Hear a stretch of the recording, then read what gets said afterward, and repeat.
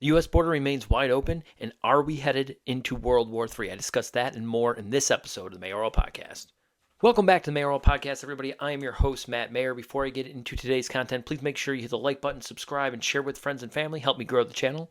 So, first topic for today is the legal trouble that President Trump seems to continuously find himself in. Now, recently there was the verdict last week for the defamation trial with E. Jean Carroll.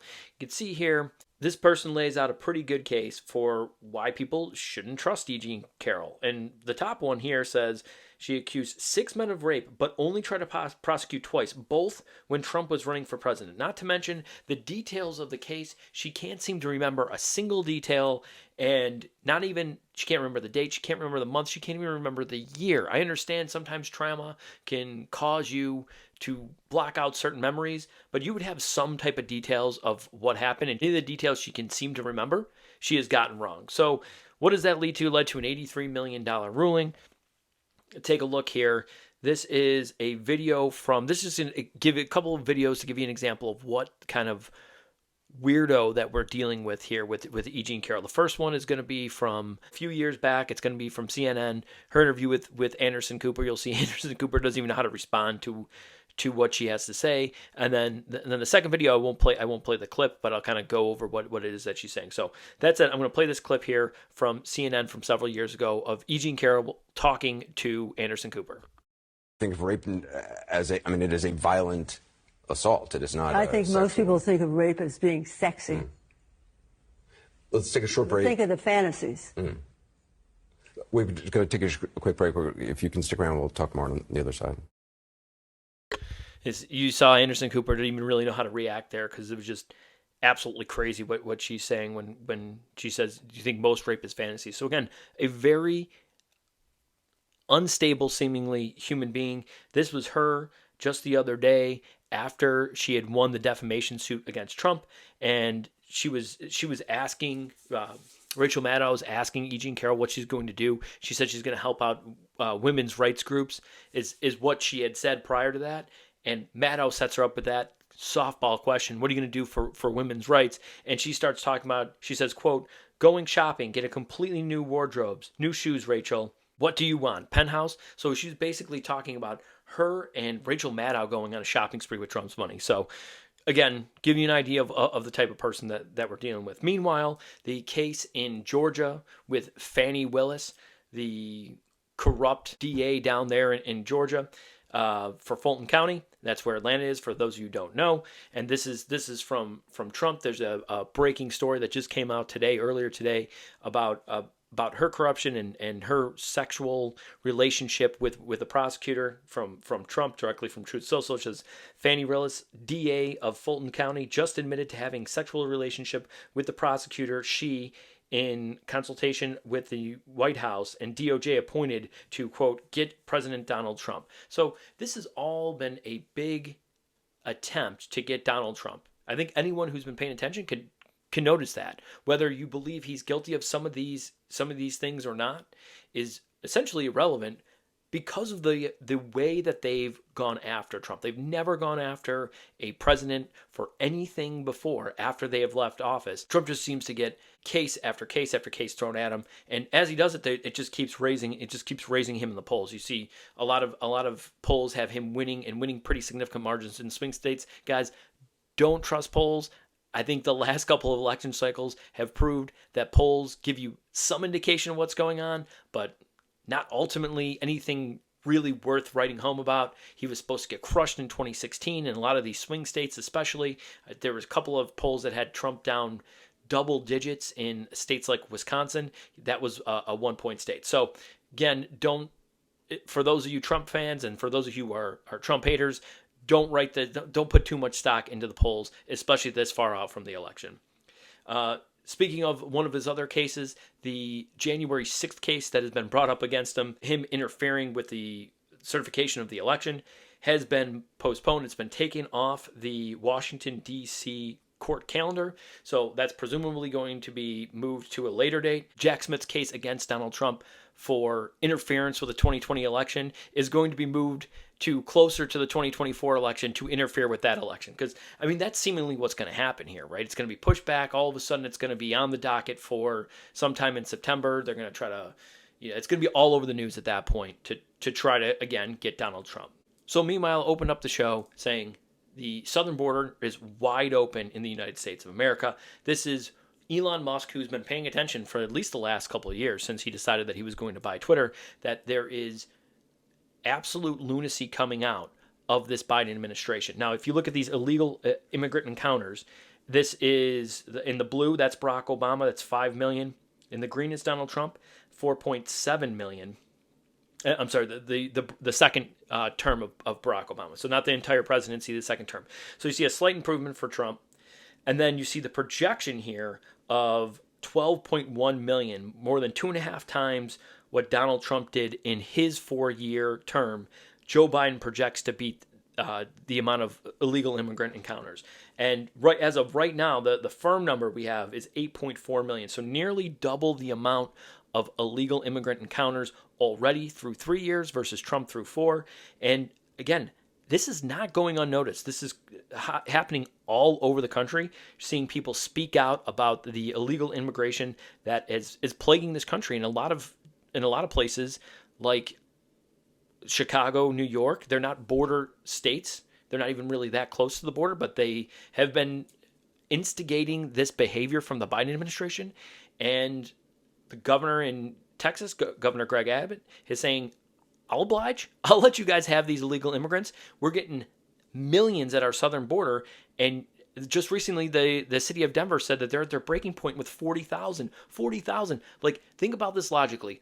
What makes you think if Denver can't take 40,000 illegal immigrants, that any one of the border towns could take 40,000? Well, think of the infrastructure that Denver has versus some random border town in Texas or Arizona or California or New Mexico. They just don't have it.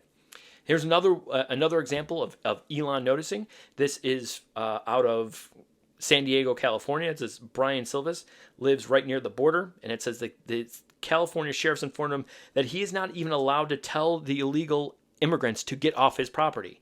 And again, I'm going to roll through a bunch of examples right now of this happening all over the country, so you guys get a glimpse into just a fraction of what is actually happening out there in the United States right now.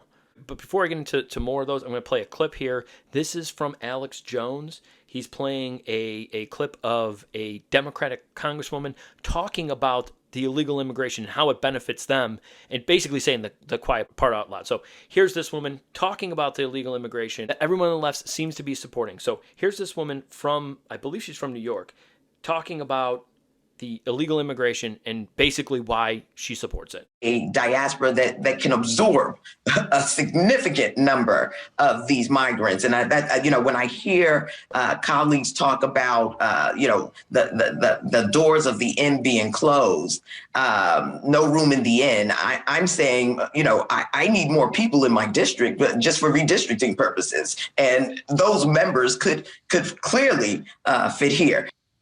Bingo, bingo, bingo, bingo. So you heard it right there. She's from Brooklyn, New York, just from redistricting. She needs those people there. Again, this is one of the things that Trump fought against. He was trying to get illegal immigrants out of the census count, whereas the Democrats want them in the census count because they want to be able to get those extra congressional seats in those states. So it's, I mean, again, saying the quiet part out loud, people have been saying that this is what they're doing for years. And it's pretty obvious. Here's another clip here. This is from prior to Mike Johnson being the Speaker of the House, him talking about exactly that issue and how they're trying to get people that are illegal to vote in state and local elections. So here's Mike Johnson talking about it. Non-citizens have not been eligible to vote in New York or, as far as I know, in any other state since the 19th century. That's not true. The New York City Council voted in December to allow this. It begins January 9, 2023. Cities in Vermont and Maryland already allow this, and similar measures are under consideration in Illinois, Maine, and Massachusetts right now. If the gentleman will yield? Yes. I believe those are considerations of allowing votes in municipal elections only. Right, but thank you. That's the point. Everybody wants to know at home, why would they allow this? Guys, they're allowing it because they're going to turn them into voters.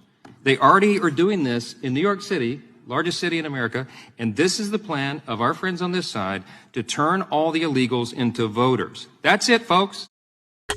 So, again, you hear Mike Johnson there talking with Jerry Nadler, talking about how the voters are only in local elections. That's one of the biggest issues with not only the illegal immigration, but with the prosecution of the crimes that a lot of these illegal immigrants are committing. And I'll talk about that a little bit more later when we talk about what happened in New York City itself. The district attorneys are not prosecuting them. So who do you think these illegal aliens are going to be voting for? The ones that aren't going to, the elected officials that are not going to enforce the law, or the ones that are going to enforce the law? So it's a way to completely shift the dynamics within, or make the dynamics go even further left in these left-wing cities and these left-wing states. And again, he's saying that, as far as I know, that it's been illegal in certain states. And this is from Ballotopia. It says, in 1996, U.S. Congress passed a law prohibiting non-citizens from voting in federal elections, including elections for U.S. House, Senate, and presidential elections. This does not apply to elections at state and local levels. So it says here, no state constitutions explicitly allow non-citizens to vote in state and local elections. As of June 2023, 7 states specified that non-citizens may not vote in state and local elections: Alabama, Arizona, Colorado, Florida, Louisiana, North Dakota, and Ohio. And it says the District of Columbia and municipalities in 3 states allow non-citizens to vote in local elections as of June 2023, California, Maryland, and Vermont, with the District of Columbia. This is in these local elections. Like, I don't know about you, maybe they have some type of system. Maybe, obviously, I don't live in any of those states. I've not voted in any of those elections. But when I get a ballot, I get everything that's on that ballot. I get the local candidates, and I also get the local issues. I get the state candidates and the state issues, and then I get the federal election for U.S. House of Representatives, U.S. Senator, and President of the United States. So I don't know how they'd have to print out special ballots for these people, apparently. Maybe they're doing it, maybe they're not, but they're allowing them to vote in local elections. It's just a matter of time before they start voting in state elections, and then getting enough people in the state and local houses to kind of change the laws to try to circumvent this law that's on the books that says Congress does not allow them to vote in national elections. This is one of the craziest things. I don't care about the national, the state, or the local. They should not be voting in any of these elections. It's absolute lunacy to think that they should. If you go, like, say that the inverse were true. You were in Brazil. Should you, and maybe you had a green card, maybe you were there for a long term. Like, why should you be able to vote in Brazil's elections? That's not your home. You're not a resident of Brazil, so why should you be voting? It's absolutely insane. You shouldn't be voting. You're a guest there. You're not a citizen there. You claim citizenship elsewhere, and or you have not gotten your citizenship approved for that particular country. So you should not be voting in any elections. Clearly, these people are going to vote for issues that favor them. That's just how people vote. And that will be no different if these illegal immigrants are allowed to vote in these elections. And then you have this clip here. This is from just the other day. It might have actually been from today. And it's talking about the incident that I mentioned in New York City. Now, what happened was, and I'm sure most of you guys have seen the video, a group of illegal immigrants beat up a couple of New York City police officers. So they were arrested and then released on no cash bail. So here's this John Miller. He's a legal analyst on he's a law enforcement analyst on CNN, talking about kind of the scheme that they're working from New York. And listen to the end. Just pay attention to the last part of it more so than anything else, when he talks about what happens when these people go to Florida and why they don't rob, or why they don't steal things in Florida. Theft. They were doing snatches on the street, iPhones, iPads, clothing, so on and so forth. One of them that they are still seeking has 10 charges on one day because he's part of a pattern that's been going on. And I'm looking at the dates that their arrest started, which is probably close to when they got here. They've only been here a couple of months. So what the detectives are telling me is they have crews here that operate in New York, do all their stealing, then go to Florida to spend the money, and then come back. And I'm like, well, why don't they just stay and steal in Florida? And they said, because there you go to jail. Oh. Wow. Great reporting. Keep us posted on this. So there you have it. You heard the end of that clip where he says, if you go to Florida and try to rob these places, you go to jail. And the liberal anchors were like, great reporting. Like, it's like some type of revelation that they'd never heard of before in their lives. If you break the law, you go to jail. Well, in Florida, that happens, but not in New York. What happened is these guys, not only did they get out on no cash bail, then right now they're on a plane, presumably to California. They're going to California, so they're not even getting deported. They're not even deporting him. They're just going from one extremely left-wing place to another extremely left-wing place. I guess next stop Portland. I guess that's where the craziest of the crazies end up going. So then you look at this and you say, okay, well, why are they doing this, Matt? Why would they continuously want to break the law? So here is a map of the Electoral College that I put together based on the 2020 exit polls from New York Times. I left one state blank, which is the state of Oklahoma. That was within 2 points. That was kind of my threshold for saying, okay, it's a toss-up.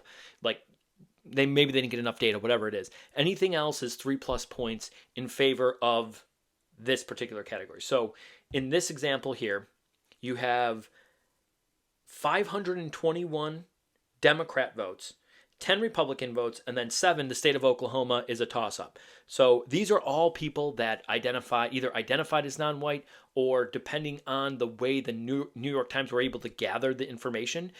In certain states, you couldn't get a large enough sample of black people, for example, like in the state of Arizona, that was going to be Hispanic. So in that particular state, the demographics was basically Hispanic, as that is the majority of their minority in that particular state.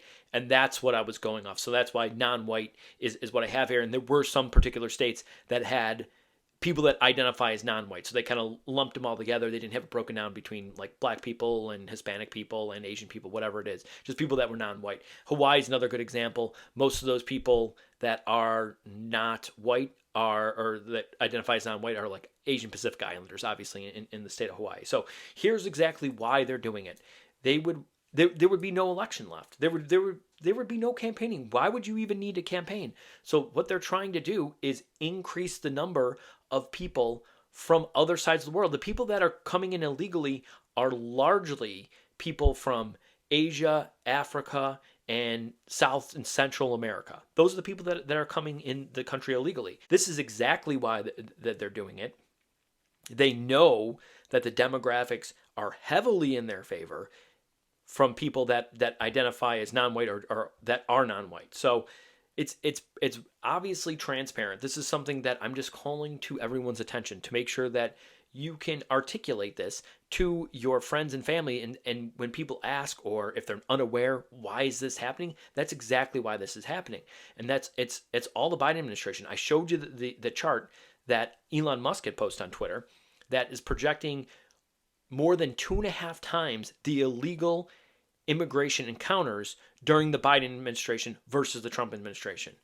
And nearly 2.5 times the amount that was in the last 4 years of the Obama administration. I mean, they are openly doing this on purpose. They are trying to stack the deck. They're trying to rig elections by allowing people to get in illegally. And again, like I said, they are already trying to, and in some instances, have illegal people eligible to vote in local elections.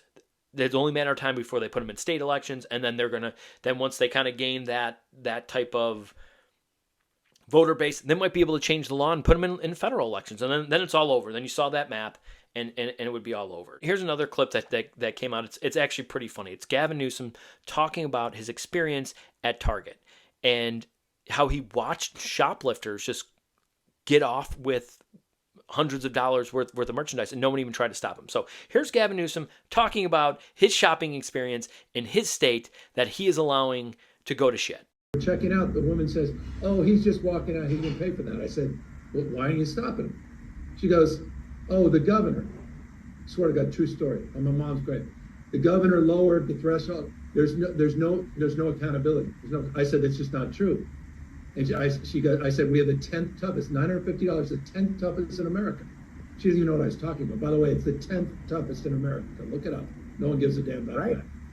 And I said, "It's just not true. There's still stop." They said, "Well, we don't stop them because of the governor." And then she looks at me twice, and then she freaks out. She calls everyone over, wants to take photos. I'm like, "No, I'm not taking a photo. We're having a conversation. Where's your manager? How are you blaming the governor?" And it was, $380 later. And I was like, "Why am I spending $380? Everyone can walk the hell right out." So Newsom realizing that his state has gone to absolute shit, that they're just letting people walk out with merchandise. I mean, this isn't the first time this has happened. There's videos all over the internet of this type of thing happening. And then he says, we have the 10th toughest threshold for considering it a felony at $950. Well, the problem with that, Gavin, is like what's happening or what they're trying to do in these local elections. Remember, I was talking about the local elections and how that's going to impact policy moving forward. Well, that's the issue that you're seeing in so many of these liberal areas. We just talked about what happened in New York, where the 2 police officers got beat up by illegal immigrants. Were they deported? No. Were they held? Absolutely not. No cash bail. They were able to get out, and now they're on the plane to Gavin's state. So what's happening is these people are voting in some of these areas. They're voting in these elections. They want them to vote. They're clearly going to vote for these extremely liberal Soros-backed DAs that are not going to uphold the law or not going to enforce it. So what are criminals going to do? They're going to walk out. It's a fruitless effort for that target to stop them, because if they arrest them, that person's going to be out. They're not going to be charged with anything, and they're going to be doing it the next day. There's almost no point in them stopping them. Now, he's claiming that they have a harder threshold than everyone else. And like I said, it's up to the DA to prosecute. And I've gotten in this argument with people on Twitter. They're saying, well, this was in place before him and it's not his fault. Well, hold on one second. I seem to remember a governor in the state of Florida, which they all hate, who took executive action to remove these district attorneys for not enforcing the law. So where he had the authority to remove them from their position because they weren't enforcing the law, he exercised that authority. Newsom's just letting it happen. So yes, it is still on Gavin Newsom. What has he done to try to remove these George Gascons of the world, these liberal DAs that are littered all over the state of California? So obviously, it's not 100% on Newsom, but it is still on him. He could do something, and he's opting not to. So meanwhile, another example of these liberal areas getting overrun by crime. This is Ayanna Pressley, a member of the Squad, complaining about the racial discrimination from Walgreens because Walgreens said, you know what, if you're not going to enforce the law in these areas, we're not going to do business in these areas. So obviously this is racist because anything that people on the left don't like is racist, instead of just a business decision to say, hey, you know what, maybe if you held these people accountable and they stopped robbing all these stores, maybe we'd still be doing business there. Because obviously they thought it was advantageous for them to set up shop there in the first place. And when they were still enforcing the laws in these areas, they were able to make a profit and provide a service for the people of that area. Now these DAs not prosecuting any laws, and Walgreens is like, okay, we're just going to leave. And now it's racist. It's racist because your DAs, the ones that you guys, I'm sure she's probably backed this DA because it's a far left-wing DA in Massachusetts, won't prosecute the law. So here you go. Here's her talking about it, how it's racist. Everything's obviously racist. So here we go. Walgreens is planning to close yet another pharmacy in the Massachusetts 7th, this time on Warren Street in Roxbury, a community that is 85% Black and Latino. This closure is a part of a larger trend of abandoning low-income communities like the previous closures in Mattapan and Hyde Park, both in the Massachusetts 7th. When a Walgreens leaves a neighborhood, they disrupt the entire community, and they take with them baby formula, diapers, asthma inhalers, life-saving medications, and of course, jobs. These closures are not arbitrary, and they are not innocent. They are life-threatening acts of racial and economic discrimination. All right, that's enough of her ranting about racial and economic discrimination. Enforce the fucking law. If you did that, they'd still be there. It still might be a high crime area, but you're not just inviting people to steal all the shit off the fucking shelves. But of course, Ayanna Pressley going to say it's racist instead of saying, why don't you go to the DA in that area and say, hey, why don't you enforce the fucking law? Why don't you arrest these people and punish them accordingly? And if they're repeat offenders, increase the punishment accordingly. Nope, not going to do it. Can't do it. And therefore, the people in those neighborhoods are suffering. And yes, they happen to be people that are typically Black and Hispanic. Those are high crime neighborhoods, usually around the United States. But instead of increasing the amount of law enforcement and actually enforcing the law and trying to help those regular citizens, those people just trying to live their lives, go to Walgreens, like she said, buy formula, buy diapers, they're on the sides of the criminals. And this is what happens. And this is what happens.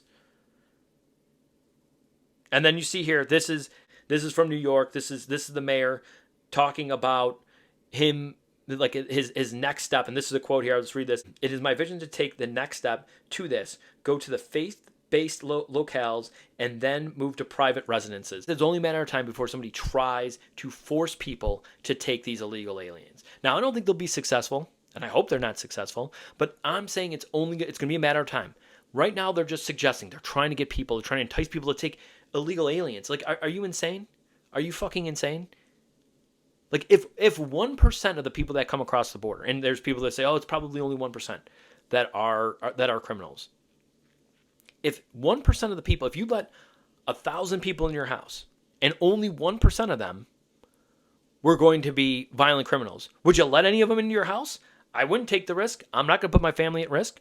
Apparently, these people think that you should put your family at risk. It's so fucking backwards. It's unbelievable. This is J.B. Pritzker from the state of Illinois. He says, there are plenty of other cities where if he's going to send people, he could send. But no, he's choosing Democrat states and Democrat cities. Yeah, because you guys are backing the Biden administration and their lunacy in just letting people in. It's a catch and it's not even a catch and release. It's just like processing. They claim asylum. It's like Michael Scott. You just claim asylum. You just declare bankruptcy, and you're in the country. Well, you know what? Maybe if you stood up, they would stop sending. If you were actually on the side of Texas and these border states saying, we cannot take these illegal aliens. And if Illinois and Chicago can't take them, where would they be able to take them? What other city? What other cities? New York's getting overrun. Chicago's getting overrun. Denver's getting overrun. Where else can they? What other city? And you're talking about tens of thousands of people in those cities versus the 2-3 million illegal aliens that are coming over through the southern border. They're just supposed to stay in Texas. So now it's Texas's problem. You guys are the ones saying we're a sanctuary state, sanctuary city. Here you go. You take them. Oh well, now it's Texas's fault. No, it's the Biden administration's fault. And Abbott is just making you feel the pain that they feel because you're volunteering yourself to take these people, or at least you were. Here's another good example. This is Lieutenant Governor Kim Driscoll talking about how and pleading with taxpayers to take people in their house and they'll pay them for illegal aliens. You know what? The next one here is the governor of Massachusetts. And the Governor Healy asked residents to house migrant families amid growing shelter crisis. This is from 2023. This is from August 2023. Elon Musk is noticing. And the good thing is that Elon Musk is noticing, and he's putting this all over Twitter. Everyone in the world knows who Elon Musk is. And when he's calling this out, and he wasn't calling this out back in 2020, obviously it wasn't the issue that it is now. But when he's calling out, people are going to notice. And that's a good thing for the upcoming 2024 election. People see that this is the Biden administration. This is the left-wing, the far left-wing faction of the Democratic Party that's championing this. And this is causing regular citizens in left-wing cities that are left-wing voters, blue voters, it's causing them to reconsider the way that they're going to vote in 2024. And they don't like it. So they're just going to try to ship in more illegal immigrants, try to give them an ID and have them vote, because obviously the overwhelming majority of those people are going to vote for the people that let them in the country. And I noticed that this Governor Healy, and you saw her lieutenant governor and her pleading with the people of Massachusetts to take illegal immigrants. I bet you the governor's mansion has plenty of room in there. She could house several different families.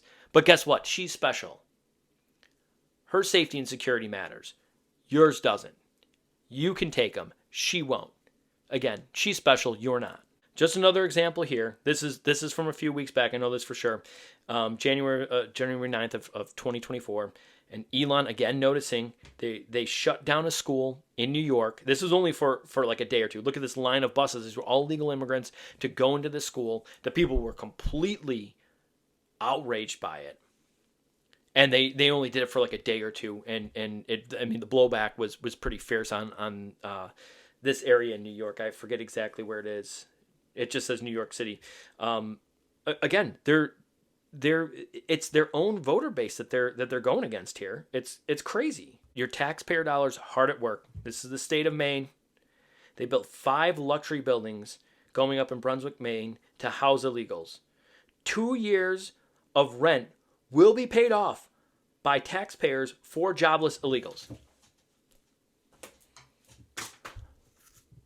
I bet you didn't read about this. Bet you didn't see this before. When I saw this, I was like, oh my God, this is one of the worst examples of these people putting illegal immigrants in front of the taxpayers. The money that you have is from us. So if you're going to give it to anyone, give it back to the people you took it from, not to these other people, because they project to vote for you at a higher clip than even these people that live in these Democratic cities. It's unbelievable. And again, people are waking up. People are seeing it. Another Elon Musk tweet. This is from the summer. This is somebody from the city of Chicago, and there's videos like this all over the place. But I'll just play this one really quick. I may have played this one before, but let's hear what they have to say. And this isn't the only guy. This isn't the only group of people that are saying the exact same thing right now. So let's listen in. Politically, having over 500 people in our community would completely wipe out any interest we have. Are you aware that there are immigrant advocates at state houses all over this country who are advocating for non-citizen voting in local elections? What if that happened here? That would change the mindset of what we as a black community need to thrive here in Chicago. That's a concern of ours. This is much bigger than the mayor of Chicago or Chicago Police Department. This is an effort to destroy our neighborhoods and silence our voices even further. So there you have it. He's talking about 500 people in his community. I don't know exactly where this is in Chicago. I don't know how big the community is, but these people are tired of it, and they should be. And this is from back in July. Like, and again, there's videos like this all over the place. And this guy's absolutely right. He's absolutely right. Like, the money that should be being spent on the people that live there and pay the taxes to make their lives better. That's it. It's that plain and simple. That's why you take our taxes, is to make our lives better. You work for us. Instead, they're giving that money to somebody else. Make their lives better, because they're more likely to vote for them than the people that already live there. Here's another one here. This guy, he says, it was canceled. He said he's stuck in Chicago tonight, so I decided to check where they're holding illegals at the airport, and surprise, surprise, it's worse. So if you look at this guy's going to show, you see these tents behind this guy? That's all those black tents. He's going to walk through there. Those are all illegal immigrants. This is in O'Hare airport in Chicago. I've seen there's videos from Atlanta and from other major airports across the country where they're just housing all these illegal people, as if like we're not supposed to notice. Like they have these thin these thin black curtains up that you could actually see through. When this guy goes up to these curtains, you could actually kind of see through them if you get close enough. You could see right here. You could almost see right through that. And it goes as far as your eye can see in this video. Insane. Absolutely insane. All over the country. And then you have President Biden coming out about a week ago trying to get a bipartisan deal done. Okay? So it's funny that he wants a deal to get done now. And he wants the deal to give him executive authority. That is absolutely crazy. Absolutely crazy that's what he wants. Because here, this is from Wesley Hunt, a congressman from the state of Texas. This is a video, and it's a 3-minute long video, so I'm not going to play the entire clip. I'm not going to play any of it actually. And it says Biden signs executive orders to loosen Trump's strict immigration policies to, of course, investigate Trump's actions. So he in the video he signs 3 executive orders to loosen the immigration policy. Do you understand like the lunacy that you'd have to think that Biden, who loves just signing his name to a sheet of paper and thinking that decree should go out to all the land, now he's asking for more authority from Congress to do it? Why don't you just reinstate Trump's policies? Obviously, he cannot reinstate Trump's policies. That's a terrible look for him. There's no way he can do that. So he'll never do that. But he could sign his own executive order about with regards to the crisis at the southern border. But he doesn't want that. He wants even more power. And he knows that Republicans don't want to give him that power. And don't worry, Republicans aren't saints either. They're only slightly better than Democrats. Only. But you see here, this is the game. This is the game that he's playing. It's his fault. He caused this. He had control of the White House, the Senate, and the House for 2 full years, and he let immigration run wild. For the last year, Republicans have been in charge of the House. They haven't been able to get a deal done for the border that both sides like. Basically, the Democrats are holding hostage to fund more Ukraine or whatever other stupid shit they want. And that's how politics work in this country. You can't pass a single line item bill, or you can't do like a single line item veto or anything like that, or single subject bill. Single line item veto is what I was going for there. And you see people like, you see this, Joe Biden, he signs 3 executive orders, has no problem doing it. He got rejected. He tried to sign an executive order forgiving student debt, got rejected at the Supreme Court. Didn't stop him. He's still trying to do it. Why wouldn't he try it now? If you really were that worried about it, Joe, why wouldn't you just sign an executive order to protect the border? No, because he's not trying to. I showed you the chart. I showed it to you. 521 electoral votes if people that are non-white were the only people to vote in elections. So if you flood the country with those people, you try to give them the ability to vote, you set up pretty nicely if you're a Democrat. And this is ultimately what has been happening here in the United States. It says, report, this is from Breitbart, Chicago city-sponsored migrant shelters filled with rats, rotting food, and garbage. Their claim is that this is a humanitarian crisis. That's why we need to let everybody in. Everyone's seeking asylum. Forget the fact that most of these people came from the other side of the world or passed 6 different countries just to get to the doorstep of the United States, where I'm sure they didn't try to claim asylum there. And if they did, there should be some type of documentation. Forget about that. They're claiming it is a humanitarian issue. They're creating a bigger humanitarian issue by welcoming people to break the law to get into this country. And just release them into the country. This is absolutely sickening. This is what's happening all over the country right now. Then you have here, this is Dr. Phil going to the southern border. He's been to the southern border as much as Kamala Harris, at least in this clip, because Kamala Harris has been to the southern border once. And I pointed this out on Twitter. Kamala Harris managed, if you remember this interview, this is from about a year and a half ago. And she's on one of those liberal stations. and it's ABC, NBC, whatever it is. And they ask her, have you been to the southern border yet? And she says, no, but I haven't been to Europe yet either. And then she cackles. And then that's it. Then no one asked her a question. That's like, if you were in charge of making sure a police officer was policing the area that he should be, and you asked him, did you go to the area you're supposed to police? And he said, no, but I also didn't go to the neighboring state either. Like, you just say, okay, then. Like, you wouldn't let that person off the hook. Like, hey, you're supposed to be, like, this is your job. You're supposed to be policing this area. Hello, Kamala, border czar. Like, there's a crisis at the border, whether you want to admit it or not. And you haven't been there, and you're comparing that to Europe, across the ocean? Like, what does that have to do with anything? But they let her off the hook. Just like, oh, she's going to cackle her way out of this one, and the liberal media is not going to say a damn thing about it.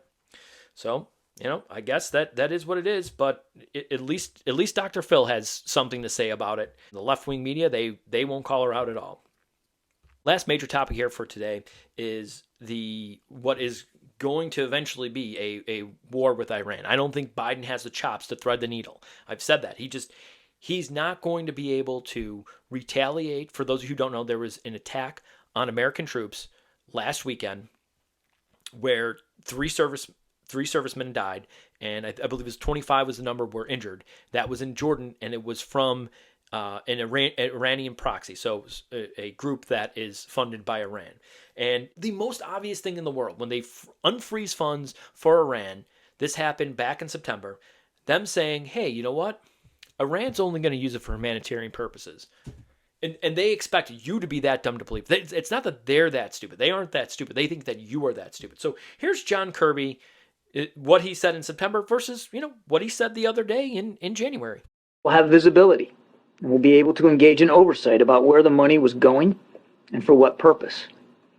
If Iran tries to divert the funds, we'll take action, and we'll lock them up again.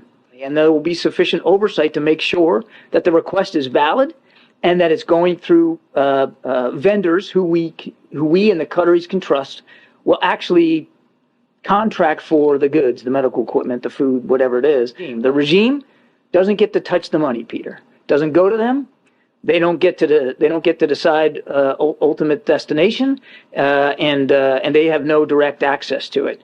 John, Iran made 2 transactions withdrawing from the previously frozen funds in Oman. What were those transactions for? I don't have the details on that, Jackie. You're gonna have to let me get back to you on that. Wait, I thought that they knew exactly where the money was going to go. Oh, they don't know where it went. They have no idea where it went. That's January 4th. This attack happened. Let me check my calendar here. I believe it happened on Saturday last week. So that happened on Saturday the 27th. So 3 weeks after that video. 3 weeks after that video of John Kirby saying we don't know where the money went, there's an attack on American soldiers. And people are surprised that nobody believes not only the mainstream media, but this Biden administration. It's an absolute train wreck, a fucking train wreck. And they're bringing us right into World War III. I said this when it happened in February of 2022, that the invasion of Ukraine by Russia was the start of World War III. Now, that doesn't mean that's our starting point of World War III. I believe this is going to be the starting point of our entrance into World War III. Because think about it logically, at least in the Middle East. Right now, there is a war going on with one of our allies, with Israel versus the more Iranian proxies and Hamas. That's going to merge with this war. Presumably, Biden can't thread this needle. This is going to merge with the war between the U.S. and Iran, and there's going to be chaos there. What side do you think Russia's going to take? Now, Russia may not step in. I believe that they will. They're allies with Iran. They're allies with China. Russia's already in a war of their own. Why wouldn't they team up? So they team up with Iran, and then people will officially say, okay, well, it's World War III. When those two sides merge, that's when people will say it's World War III. They'll look back and say, okay, when did it start? The invasion of Ukraine by Russia. Same thing, what happened in World War II. What was the starting point? Nobody was calling it World War II when Germany invaded Poland. Retrospectively, they said that is the start of World War II. So here's Biden-Stradamus here, predicting the future of exactly what was going to happen with Iran. Take a listen. The world has changed because what Trump has done. And the American people, including independents and some Republicans, know how bad he is, know how much he's misrepresented, know how he's getting close to getting us in a war. I said, as the walls close in on this man, I'm worried he's going to get us to war in Iran. Unfortunately, I may have been right. The fact of the matter is there's a lot at stake in this election. He's absolutely right, except that should have been said about himself. This was back in 2020. If he had said that about Joe Biden and his future presidency, he'd be absolutely right. I'm afraid that we're going to get in war with Iran. Well, guess what happened today? From Graham Allen, we are at war. The United States has begun a wave of airstrikes in Iraq and Syria. This is retaliation for a fatal drone attack that killed 3 U.S. soldiers. So, I mean, it was only a matter of time before they retaliated. Again, I said it several times already. I don't think Biden has the chops to thread this needle. There's going to be, obviously, there's airstrikes right now in Iraq and Syria. What's going to be the response from Iran? I can't imagine that they're just going to sit on their hands. Like, this is going to escalate, in my opinion. When it does, it's going to be an official war. The war is going to merge with the war that's happening between Israel and Hamas. And then that's going to activate even more terror cells in the Middle East. With all that firepower going against the ally side, I guess, in this case, between the U.S. and Israel, I can't see Russia not joining in. Russia joins in, and then people will be like, oh, well, it's World War III. Well, I've been saying it on this podcast for at least 6 months, and I've been saying it privately because prior to this, I didn't have a podcast saying that was going to be the start of World War III, and I hope I'm wrong. I think I might be right, and I hope I'm wrong, but we'll see. So last topic here. This is this account here on Twitter put me on a list, and somebody had posted on Twitter just the other day, I believe it was Monday, about how they posted somebody else that had put them on a list, and how they thought that this might be how people are kind of getting targeted. Now, for those of you who are familiar with Dom Lucre, I think that I'm saying his name right. It's Dom, Breaker of Narratives. He's on Twitter. He's one of the most influential people on Twitter that has recently been demonetized. Said that he was being attacked by Community Notes. Well, what happens is these people create these lists, and this is part of the way that you're being attacked or people are being targeted on Twitter. Is that these lists are created and then they get followers on it and members of the list. What I believe is happening here is that these people are then just looking through that list for something that you put on or somebody else puts on that they could put a fact check on, which is, it's like the Reuters fact check that's like mostly false or whatever, so they can community note you and demonetize you. So this person did that to me, and I'm not monetized on Twitter anyway, but I decided that I was going to block this person. So what you can do here is see these dots here, click view lists, and I could see what list that this guy has created. Now he's got a couple ones here, and it says try hard cringe trolls and Russian bots and trolls. And if you look at these, and I previously blocked this guy, that's how I was on this Russian bots and trolls list that he created, but I blocked him and then I unblocked him. And after I unblocked him, I got off the list. Or after I blocked him, I got off the list. But you look at some of the followers, and I made sure I block all these guys. Look at this guy. It says this James here at the top. It says bored introvert with a keyboard. And then it says here tracker not follower. To me, that seems like somebody who is trying to track people on Twitter to target them and throw up some type of community note, right? And then you'll see here they got a couple of other people. This Giorgio and then this ex posterity here, and you'll see here they are members or at least followers of this other list, this try hard cringe trolls. Loading. Come on, here we go. Followers. We Could Be Heroes, Giorgio, and X. Yeah, all three of those follow both of them. So to me, I look at these as potential people that are working with this list to try to community know people. Now, I think there's definitely larger lists out there where they probably have targeting bigger accounts. And in my opinion, it's got to be funded by somebody, even if it's a part-time gig, like to get these people to target some of these accounts and community note them so they get demonetized, or at least those particular tweets don't get any monetization if they get community noted. I think it's certainly within the realm of possibility that these are funded by some left-wing organization, or there might be some right-wing organizations that are doing that on the other side. I'm just saying that this is definitely somebody that I'm going to block. The only reason I didn't block him is because I wanted to be able to show his profile here on my podcast. So I'm going to block this person, and I suggest everyone go out there, check the list that they're on, so you can go to your profile, click here on this. Where's the list at? No, right here. It's a different icon. I'm using my iPad versus using the mobile. So right here, these three dots, it'll be similar. You'll see this, and you'll see the three dots up there. You can see list that you're on. And then this one says, I would follow if I could. So there's somebody that's got that's following too many accounts and put me on that. So I'm not going to block this person. It doesn't seem like there's anything nefarious with that going on. So just make sure you guys go through that. I go through it once every couple of days now. I know it just happened the other day, but I wanted to make sure that I brought that to my audience's attention, because that is something that could potentially hurt you down the road. So last segment here, this is how I'm going to close out this episode. This is how I'm going to plan on closing out my episodes in the future. I haven't made very many videos in the last 6 weeks. I had the birth of my second son. He was in the NICU for 3 weeks. Had some other things going on, personal things going on. So I was only able to make like a couple of episodes.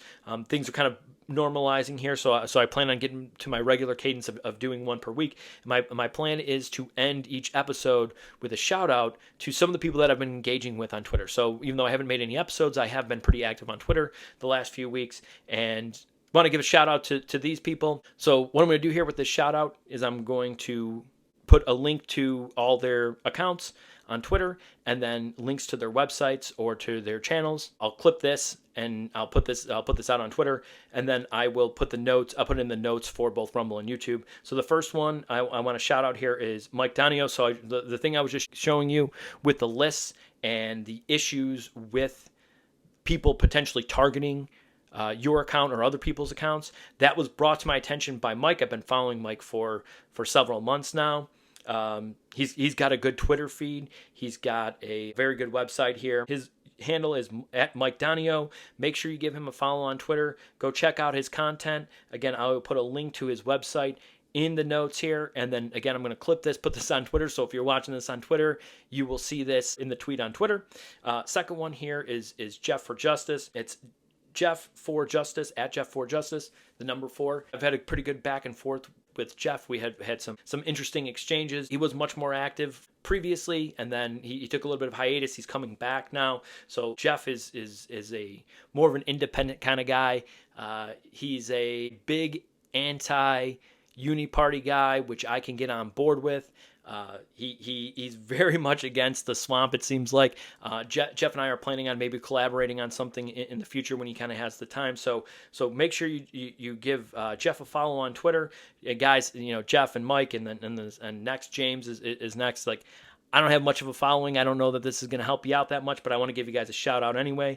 Last but not least here is Clarification. So at Clary Podcast with James Clary. James just had me on his radio show. Thanks again, James, for having me on your radio show. It's going to air tomorrow, so I'm filming this. It's Friday, February 2nd. It's going to actually air tomorrow. I will get you the link to his podcast and his radio show, and then I will also again share his handle. Again, follow these 3 accounts: Mike, Jeff, and James. They're good people to interact with. They have good content that they put out there, so I want to share that with my audience and make sure that everyone has an opportunity to follow these guys on Twitter and follow the content that they put out outside of Twitter. And that's it for this episode of the Mayoral Podcast. Thank you all for tuning in. Please make sure you hit the like button, subscribe, and share with friends and family if you like the content you've seen here today, and I will see all of you in the next video.